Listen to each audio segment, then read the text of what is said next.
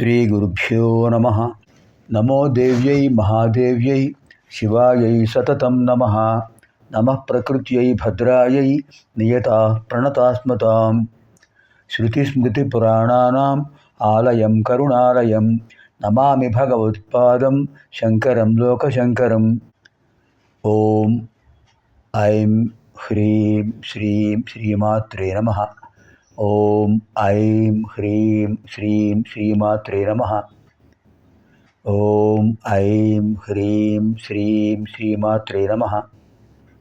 అర్చనకాలే రూపగత, సంస్తుతికాలే శబ్దగత, చింతనకాలే ప్రాణగత, తత్వవిచారే సర్వగత. అలాంటి అమ్మవారి యొక్క దివ్యానుగ్రహంతో మనం లలితా త్రిశతి అధ్యయన విభాగాల్లో ఇప్పుడు అమ్మవారు చెప్పే మాటలను విందాం. ఇంతకుముందు అగస్త్యుల వారు హయగ్రీవ స్వామి వారిని అడగటం, హయగ్రీవ స్వామి వారు అమ్మవారి యొక్క అనుగ్రహం పొంది అగస్త్యుల వారికి ఏం చెప్పాలో అని ఆలోచిస్తుంటే అమ్మవారు హయగ్రీవ స్వామి వారికి మాత్రమే కనిపించి ఏం చెప్తున్నారు అనే విషయాన్ని ఇప్పుడు మనం తెలుసుకుందాం. శ్రీదేవ్యువాచ అశ్వాననావయో ప్రీతి శాస్త్ర విశ్వాసిని త్వయి రాజ్యం దేయం శిరోదేయం నదేయా షోడశాక్షరీ. అశ్వానన ఆవయో ప్రీతి శాస్త్ర విశ్వాసిని త్వయి రాజ్యం దేయం శిరోదేయం నదేయా షోడశాక్షరీ. అమ్మవారు హయగ్రీవ స్వామి వారు చెప్తున్నారు, అశ్వానన ఓ హయగ్రీవ, ఆవయో ప్రీతి శాస్త్ర విశ్వాసిని త్వయి శాస్త్రమునందు విశ్వాసం కలిగినవాడు అయ్యా నువ్వు. అందుచేత త్వయి నీయందు ప్రీతి చాలా సంతోషం కలిగింది. అంతేకాదు అగస్త్యుల వారిపై నీకు ఎంత ప్రీతి ఉందో నాకు కూడా అంత ప్రీతి ఉంది. ఆవయో ప్రీతి, అటువంటి విశేషమైన తత్వాన్ని చెప్పారు. శాస్త్ర విశ్వాసం కలిగినవాడు కదా నువ్వు. ఆవయో ప్రీతి అంటే అర్థం మా ఇద్దరి యొక్క సంతోషము, మా ఇద్దరికి ప్రీతి కలిగింది.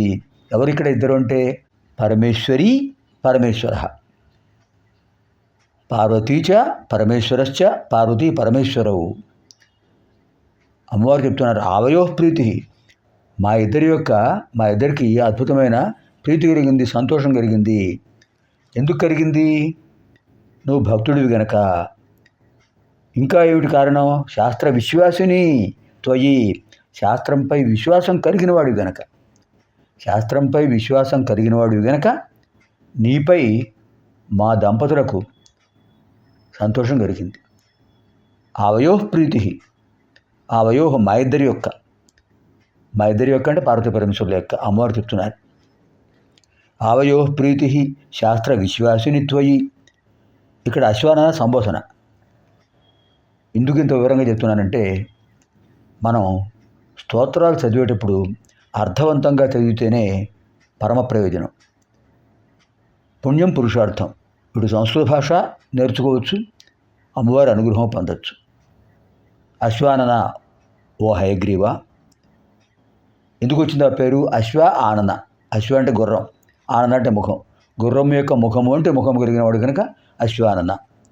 ఓ అశ్వానన, ఆవయో ప్రీతి మా ఇద్దరికి ప్రీతి సంతోషం కలిగింది. ఎవరిపై? త్వయి నీపై. ఎందుకని? శాస్త్ర విశ్వాసిని, శాస్త్రమునందు నువ్వు విశ్వాసం కలిగినవాడు గనక, శాస్త్రమునందు నీకు విశ్వాసం ఉంది గనక నీపై మాకు సంతోషం కలిగింది. అంటే ఏమిటి ఈ శ్లోకంలో సందేశం? ఎవరికైతే శాస్త్రమునందు విశ్వాసం ఉంటుందో వారిపై భగవంతుడికి ప్రీతి కలుగుతుంది. కారణం? శాస్త్రం ఏమిటి? శాస్తు వచనం శాస్త్రం, శాస్తు శాసించే పరమాత్మ యొక్క వచనం, ఆదేశమే శాస్త్రము. పరమాత్మ ఇచ్చిన ఆదేశమే, పరమాత్మ యొక్క ఆదేశమే శాస్త్రం. ఇదే పరమాత్మ ఆదేశాన్ని పాటించిన వాళ్ళు అంటే ఆయనకి ఇష్టమే కదా. ఇంట్లో పిల్లలు ఉన్నారు, తల్లిదండ్రుల మాట వింటున్నారు, తల్లి తండ్రి ఏం చెప్తే అది చేస్తున్నారు. అప్పుడు తల్లిదండ్రులకు వాళ్ళకి ప్రీతి కలుగుతుంది కదా వాళ్ళ మీద. అదే పార్వతీ పరమేశ్వరుడు మా అందరికీ తల్లిదండ్రులు. జగతః పితరౌ, జగత్తులన్నిటికీ తల్లిదండ్రులు. అంటే వారికి విశ్వాసం కలిగింది. ఎందుకని? వారు చెప్పినట్టుగా చేస్తున్నారు కనుక. ఇంకా ఏం చెప్పారు?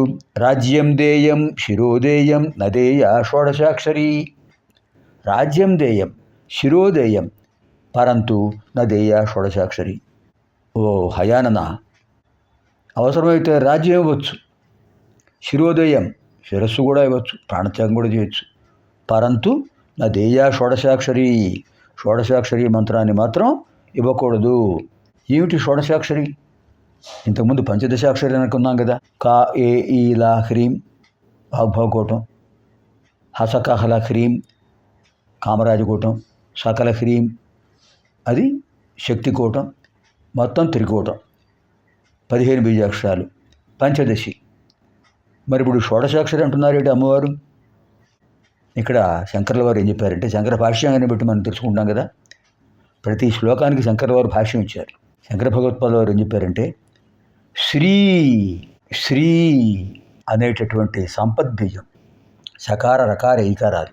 శకారం ఇచ్ఛాశక్తి, రకారం జ్ఞానశక్తి, ఈకారం క్రియాశక్తి, శక్తి త్రయాత్మకం శ్రీ. అది కూడా బీజాక్షరం చేరిస్తే ఆ బీజాక్షరాన్ని కూడా 15, 1, 16 షోడశాక్షరి. అది విశేషం. రాజ్యం దేయం శిరోదేయం నదేయ షోడశాక్షరి. రాజ్యం ఇవ్వచ్చు, శిరస్సు ఇవ్వచ్చు, ప్రాణత్యాగం చేయొచ్చు వాడి కోసం. వాడికి ఉపకారం కలుగుతుందంటే ప్రాణత్యాగం కూడా చేయొచ్చు. పరంతు కానీ నదేయ షోడశాక్షరి, షోడశాక్షరిని మాత్రం ఎవరికీ ఇవ్వకూడదు. అంత పరమగోప్యం, పరమహస్యం. అశ్వాననావయో ప్రీతి శాస్త్రవిశ్వాసిని త్వయి రాజ్యం దేయం శిరోదేయం నదేయ షోడశాక్షరి. తర్వాత 11వ శ్లోకం అమ్మవారు చెప్తున్నారు హయగిరి స్వామికి. స్వమాతృజారవద్గోప్య విద్యేషేత్యాగమాజగు తతోతి గోపనీయ మే సర్వపూర్తికరీ స్తుతి. స్వమాతృజారవద్గోప్య విద్యేషేత్యాగమాజగు తతోతి గోపనీయ మే సర్వపూర్తికరీ స్తుతి. స్వమాతృజారవత్ గోప్య సర్వపూర్తికరీ స్తుతి. ఈ స్తోత్రం గోపనీయ, రహస్యంగా ఉంచాలి, అందరికీ చెప్పకూడదు. మంత్రాత్మకం గనక పరమరహస్యం. ఎంత రహస్యంగా ఉంచారంటే, స్వమాతృజారవద్గోప్య, కన్నతల్లి జన్మమాత ఏదైనా పొరపాటు చేస్తే పిల్లలు దాన్ని ఎవరికి చెప్పరు. అమ్మ మనల్ని రక్షించేది, ఏవో పొరపాట్లు వస్తుంటాయి, ప్రమాదోధ్యమతామపి అని ఎవరికి చెప్పరు. అది శాస్త్రం చెబుతోంది. అదే అమ్మవారు చెప్తున్నారు, శాస్త్రం చెబుతోంది. కన్నతల్లి యొక్క దోషాలు ఏవైనా ఉన్నా కూడా బయటకు చెప్పకూడదు. తర్వాత అమ్మ కన్నతల్లి సరి చేసుకుంటుంది వాటిని. అలాగే ఈ స్తోత్రం కూడా ఎవ్వరికీ చెప్పకూడదు, ఎందుకంటే కన్నతల్లి లాంటిది ఇది. తతః అతి గోపనీయ, తతః అందువల్ల అతి గోపనీయ, పరమరహస్యంగా ఉంచాలి. సర్వపూర్తికరీ స్తుతి. అంచేత ఈ స్తోత్రం పూర్తిగా గోప్యంగా ఉంచాలి. అందుచేతనే 3 సంవత్సరాల పాటు అగస్త్యుడు నీ పాదాలు పట్టుకుని విడిచిపెట్టలేదు.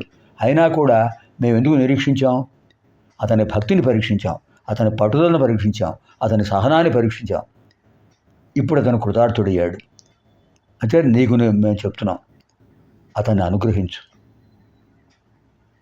ఎంత విశేషమైందండి. స్వమాతృజారవద్గోప్య విద్యేషేత్యాగమాజగు. ఈ విద్య కన్నతల్లి లాంటిది, అంచేత జాగ్రత్త, రహస్యంగా ఉంచాలి. తతః అతి గోపనీయ మే, అంచేత నేను ఇప్పటివరకు నీకు చెప్పని కారణం అదే. నీకు ఉపదేశించాం మేమిద్దరం, పార్వతీ పరమేశ్వరులం. నువ్వు ఇతరులకు ఉపదేశించాలంటే మా అనుమతి కావాలి కదా, ఇంతవరకు ఇవ్వలేదు, ఇప్పుడు ఇస్తున్నాను. సర్వపూర్తికరీ స్తుతి. స్తోత్రాన్ని పూర్తిగా నువ్వు ఇప్పుడు చెప్పవచ్చు అని చెప్పారు. స్వమాతృజారవద్గోప్య విద్యేషేత్యాగమాజగు తతోతి గోపనీయ మే సర్వపూర్తికరీ స్తుతి. పునర్మిలామः ఆగామిని కార్యక్రమే. సర్వేభ్యः శ్రీ లలితాపరాభట్టారికాయాः దివ్యానుగ్రహప్రాప్తిరస్తు. స్వస్తి.